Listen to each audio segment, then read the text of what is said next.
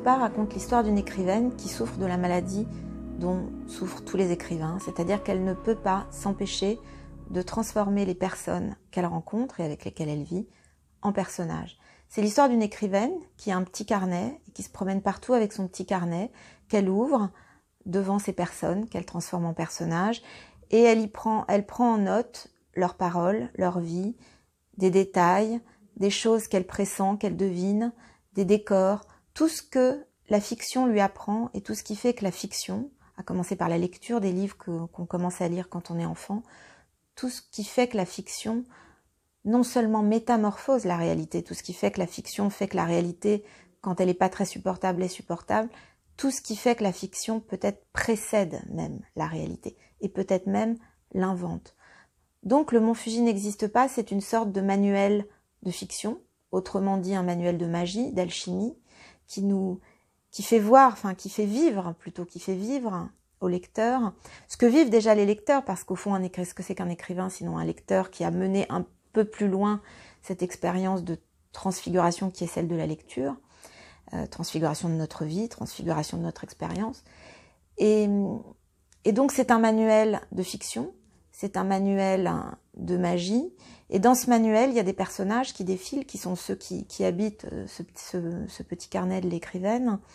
Il y a un ogre, un minotaure, qui est réfugié dans sa gigantesque villa, où il a beaucoup de domestiques qu'il rudoie, comme dans les contes de fées. Est-ce que ça finira mal comme les contes de fées? En tout cas, cet ogre, qui est un minotaure, donc qui est mi-homme, mi-bête,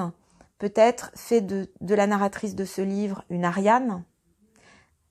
celle qui peut-être tend un fil à travers le labyrinthe du minotaure. Et dans ce labyrinthe, elle y rencontre une femme qui exerce le métier très mystérieux de client mystère.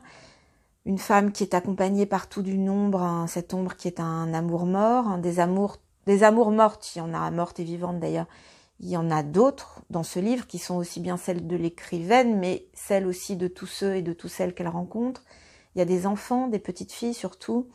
il y a un petit garçon dans une rue de New York qui voit les couleurs, enfin qui est daltonien, qui ne voit pas exactement les couleurs. Il y a des personnages comme ça dans le monde entier qui sont la proie en fait du coup de foudre que l'écrivaine ressent pour eux, au moment même où ils